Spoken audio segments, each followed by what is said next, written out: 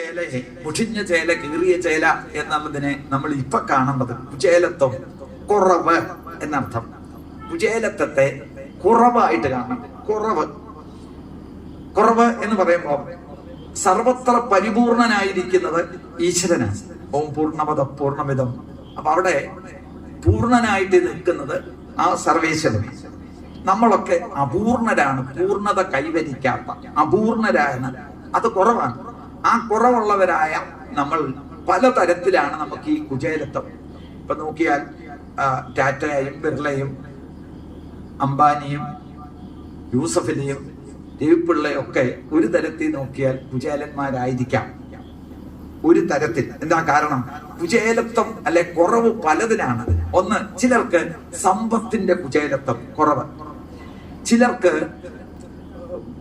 മണിമാളികയില്ല എന്ന കുചേലത്വം, ചിലർക്ക് അതല്ല കിടക്കാടം തന്നില്ല എന്ന കുചേലത്വം കുറവ്, ചിലർക്ക് ഗവൺമെന്റ് ജോലിയില്ലെന്ന കുചേലത്വം, ചിലർക്ക് ഒരു ജോലിയേ ഇല്ല എന്ന കുചേലത്വം, ചിലർക്ക് വിദ്യാഭ്യാസം ഇല്ല എന്ന കുചേലത്വം, ചിലർക്ക് വിദ്യാഭ്യാസം ഉണ്ടെങ്കിലും വിവരമില്ല എന്ന കുചേലത്വം, ചിലർക്ക് ഗ്ലാമർ ഇല്ല എന്ന കുചേലത്വം.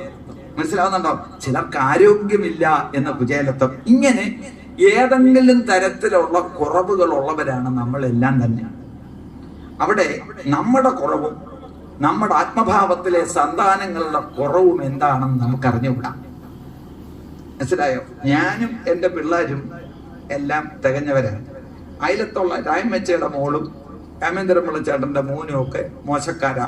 അവരുടെ കുചേലത്വം നമ്മൾ കണ്ടുപിടിക്കും. കൂടുള്ളവരുടെ, അയൽക്കാരുടെ, മറ്റെല്ലാവരുടെയും കുചേലത്വം എന്താണെന്ന് പറയാൻ 100 നാവ് നമുക്കുണ്ട്. പറയുന്നത് മനസ്സിലാവുന്നുണ്ട്? എല്ലാവരുടെയും കുറെ. ഇപ്പം ചാന്തിക്കാരൻ മേശാന്തിക്ക് എന്ത് കുചേലത്വമുണ്ട് പെട്ടെന്ന് നമ്മൾ പറയും. പ്രസാദം ചോദിച്ചാൽ താമേശ്വരേ തരത്തുള്ളൂ, എന്തെങ്കിലും ചോദിച്ചാൽ ഇങ്ങനെ കുചേലത്വം നമ്മൾ കണ്ടുപിടിക്കും. അങ്ങനെ ഓരോരുത്തരുടെ. ഇപ്പൊ എന്റെ കുചേലത്വം നിങ്ങൾ കണ്ടുപിടിക്കും. ആചാര്യൻ എന്ന നിലയിൽ നേരത്തെ നിങ്ങളുടെ മനസ്സിലിരിക്കുന്ന സങ്കല്പത്തിൽ നിന്ന് വ്യത്യസ്തമായി കാണുന്നതിനെല്ലാം എന്റെ കുചേലത്വം ബോധ്യപ്പെടും നിങ്ങളാണ്.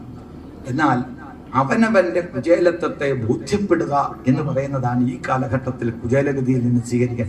എനിക്ക് എന്ത് കുറവുണ്ട്, എന്റെ സന്താനങ്ങൾക്ക് എന്ത് കുറവുണ്ട്, ഇത് ബോധ്യപ്പെടണം. മനസ്സിലാവുന്നുണ്ടോ? അതിനെന്താ ചെയ്യേണ്ടത്? ഈ അവലെന്ന് പറയുന്നത് സിംബോളിക്കായിട്ട് പ്രതീകാത്മകമായി സമർപ്പിക്കുമ്പോൾ ഇതൊക്കെ ഒരുപാട് ചർച്ച ചെയ്താണല്ലോ. നെല്ലിന് ഇടിയേറ്റ് പദം വന്ന ഈ അവല് മനസ്സാണെന്ന് പറയുമ്പോൾ പറഞ്ഞു, കുചേലം കൊണ്ടുവന്ന അവലിൽ ഏതാണ്ടൊക്കെ കടന്നു. എന്താ? കല്ലും നെല്ലും. പക്ഷെ എന്നിട്ട് പോലും ഭഗവാൻ പറയാണ്, നിർമ്മലമായ അവൽ കണ്ട മൂലം ഏറ്റവും തൃപ്തനായ നഖം എന്നാണ് അത് ഈ പറയാം. അതിനൊരു നിർമ്മലത്വം ഭഗവാൻ ദർശിച്ച എന്താ? ഭക്തന്റെ മനസ്സിന്റെ ഭാവം എന്താ? ഈ നെല്ലും കല്ലും, ഈ മനസ്സാണ് ഈ അവലെങ്കിൽ ആ അവലിനകത്ത് നെല്ലും കല്ലും എന്ന് പറഞ്ഞാൽ നമ്മുടെ മനസ്സിനകത്ത് ഈ പറഞ്ഞ അല്പം കുശുമ്പ്, അല്പം അഹങ്കാരം, അല്പം കുഞ്ഞായ്മ എന്നൊക്കെ പറയുന്ന ഈ കല്ലും മണ്ണും ഒക്കെ ഉള്ളതാണ്. അതൊന്നും എടുത്ത് മാറ്റാനായിട്ടൊന്നും ശ്രമിച്ചു നോക്കുക.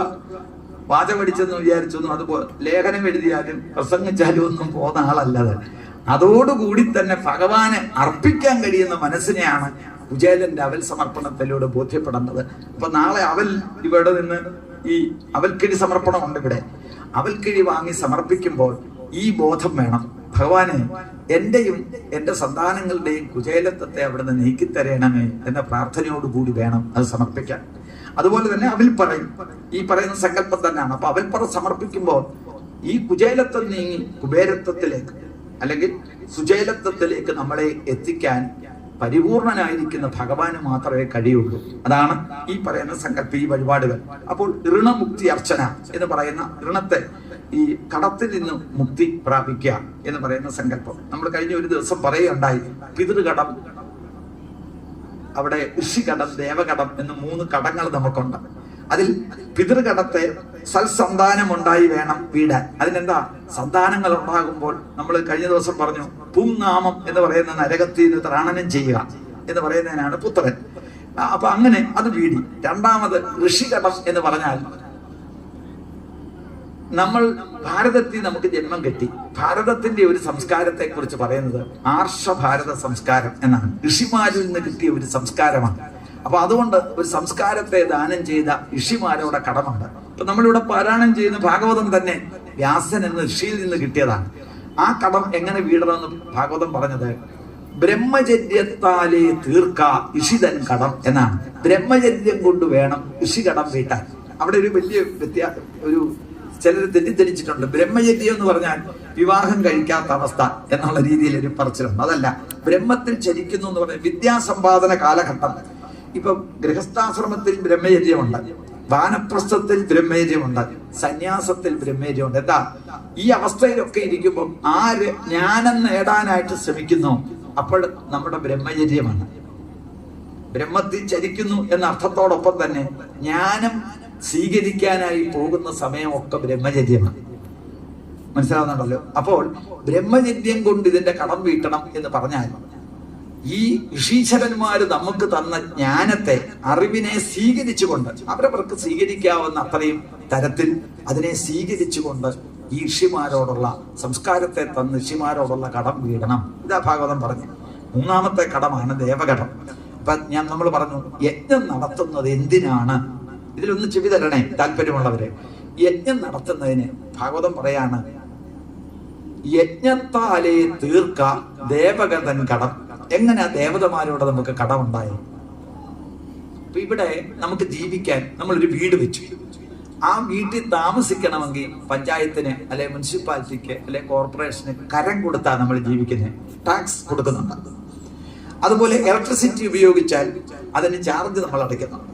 ഇനി വെള്ളം ഉപയോഗിക്കുമ്പോൾ ഇവിടെയും പഞ്ചായത്തിന്റെ പൈപ്പൊക്കെ ഉണ്ടോ? അങ്ങനെ ഉണ്ട്. പഞ്ചായത്തിന്റെ പൈപ്പ് ഉപയോഗിച്ചാൽ വെറുതെ ഉപയോഗിക്കാൻ പറ്റുമോ? വെള്ളത്തിന് കരം കൊടുക്കാറില്ലേ? ഉണ്ട്.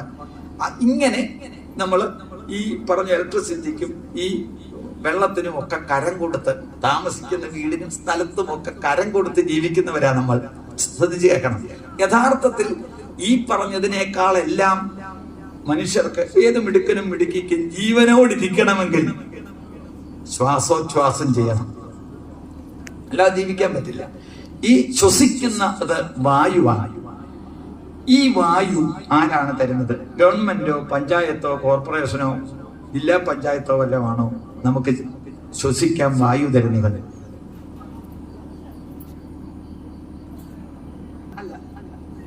വായു സത്യത്തിൽ ഈ വായുവിന്റെ പ്രാധാന്യം മനസ്സിലാക്കിയത് ഈ കോവിഡ് കാലത്തിൽ നിങ്ങൾ TV കണ്ടു കാണും. ശ്വാസം മുട്ടലോടുകൂടി ആളുകൾ ഓടി നടന്ന സമയത്ത് ഒരു കുറ്റിക്ക് ഈ ഓക്സിജൻ മേടിക്കുന്നതിന്റെ വില എത്രയെന്ന് അറിയാമോ? 2500, 4500, 8500 ഒക്കെ രൂപ കൊടുത്ത് മേടിച്ച് 2 മണിക്കൂർ ശ്വസിച്ചതൊക്കെ TV കണ്ടു കാണും. ഇത് രക്ഷിക്കഥയല്ല, ഇത് നോക്കിയവർക്കറിയാം. കണ്ടിട്ടില്ലേ വായുവിന്റെ വില? 2 മണിക്കൂർ ശ്വസിക്കാൻ 8500 കൊടുത്ത് മേടിച്ച് ശ്വസിച്ച സമയത്തെ ആ TV കണ്ടതൊന്ന് ഓർക്കുക. അപ്പൊ സത്യത്തിൽ ഈ ശ്വസിക്കുന്നതിന്, നമുക്കിപ്പൊ നമ്മൾ ശ്വസിക്കുന്നതിന് ഇതിന് ടാക്സ് കൊടുക്കുന്നുണ്ടോ? നമുക്കിത് പഞ്ചായത്തോ അല്ലെ ഗവൺമെന്റോ ആയിരുന്നു നമുക്ക് ശ്വസിക്കാൻ വായു തരുന്നതെങ്കിൽ ഫ്രീ ആയിട്ട് കിട്ടുമോ? ഇല്ല, നികുതി കൊടുക്കേണ്ടി വന്നേനെ. 10 വയസ്സ് വരെ ശ്വസിക്കാൻ ഇത്ര രൂപ, 50 വയസ്സ് വരെ ശ്വസിക്കാൻ ഇത്ര രൂപ എന്ന് പറഞ്ഞാൽ എത്ര കൂട്ടിയാലും ഇത് മേടിച്ച് ശ്വസിക്കില്ല, ജീവനോട് ഇരിക്കാൻ പറ്റില്ല. പിന്നെ കളക്ടറേറ്റിന്റെ വാതുക്കലൊക്കെ പോയി നമ്മൾ സമരം ചെയ്താലും ശരി, എത്ര ചാർജ് ആണെങ്കിലും നമ്മൾ ഇത് മേടിക്കും ജീവനോടിരിക്കാൻ. അപ്പോൾ യഥാർത്ഥത്തിൽ ശ്വസിക്കാനുള്ള വായു തരുന്നത് ആരാണ്? ഇതാ വെള്ളം തന്നു, ഇപ്പൊ മഴ പെയ്തു, എന്തെങ്കിലും ടാക്സ് ഉണ്ടോ? ഇല്ല. നാളെ ഇനി സൂര്യൻ ഉദിക്കുമ്പോൾ ഈ പ്രകാശം തരുന്നത്, ഈ ചൂട് തരുന്നതിന് എന്തെങ്കിലും ടാക്സ് മേടിക്കുന്നുണ്ടോ? ഇല്ല. ഇത് തരുന്നത് ഈ പ്രപഞ്ചത്തിന്റെ സൃഷ്ടാവാണ്. പേരെന്ത് വേണേ ഇട്ട് വിളിച്ചോളൂ. ഈ പ്രപഞ്ചത്തെ സൃഷ്ടിച്ച ഒരു ചൈതന്യം, ഒരു എനർജി, അതിനെ അംഗീകരിക്കേണ്ട ബാധ്യത നമുക്കുണ്ട്. അതിനോടുള്ള കടമാണ് നമ്മൾ ഇവിടെ ദേവതാ കടം എന്ന് പറഞ്ഞത്, ദേവകടം എന്ന് പറഞ്ഞത്. മനസ്സിലാവുന്നുണ്ടല്ലോ? ആ ദേവകടത്തെ വീട്ടേണ്ടത് യജ്ഞം നടത്തിയാണെന്ന് പറയുമ്പോൾ യജ്ഞം ത്യാഗമാണ്. യജ്ഞം ത്യാഗമാണ്. അപ്പം യഥാർത്ഥത്തിൽ യജ്ഞം നടത്തുന്നത് എന്തിനു വേണ്ടിയാണ്? ദേവകടം വീടാൻ. എങ്ങനെയാ ദേവതയുടെ കടം വന്നതെന്നുള്ളതാണ് ഞാനിപ്പോ സൂചിപ്പിച്ചത്. ആ ദേവകടം വീടാൻ ഇത് ഒരു വ്യക്തിക്ക് ഇപ്പൊ നമ്മുടെ സങ്കല്പത്തിൽ അനുസരിച്ച് ഈ യജ്ഞം നടത്താൻ പറ്റുമോ? വ്യക്തിക്ക് പറ്റില്ല. പിന്നെ നമുക്ക് എന്ത് ചെയ്യാം? ഇതുപോലുള്ള പുണ്യസങ്കേതങ്ങളിൽ യജ്ഞം നടക്കുമ്പോൾ പരമാവധി അതിനെ സഹായിക്കുക. അത് അർത്ഥവാൻ എന്നാൽ അർത്ഥം കൊണ്ട് തന്നെ സേവിക്കണം. സമ്പത്തുള്ളവർ അതിനനുസരിച്ച് കൊടുക്കുക, അല്ലെങ്കിൽ ശരീരം കൊണ്ട് ജോലി ചെയ്യുക. ഇപ്പൊ ഇവിടെ 12:30-1 മണി വരെ അമ്മമാർ അവിടെ ഇരുന്ന് കറിക്കരിയുന്നത് കാണുകയാണ്. അപാരമായ സേവയാ, അത് ത്യാഗമാണ്, യജ്ഞത്തിന്റെ ഭാഗമാണ്. അതുപോലെ തന്നെ ഇപ്പൊ തന്നെ നമ്മൾ ഇതൊക്കെ അനുഷ്ഠിക്കുമ്പോൾ ഇവിടെ ഒരു പരികർമ്മിയെ നിർത്തി. അദ്ദേഹത്തിന് പ്രായമുള്ള ആളാണ്, ഒരു സ്ഥലത്തുനിന്ന് ഓടിയെത്താൻ തന്നെ അദ്ദേഹത്തിന് ബുദ്ധിമുട്ടുണ്ട്.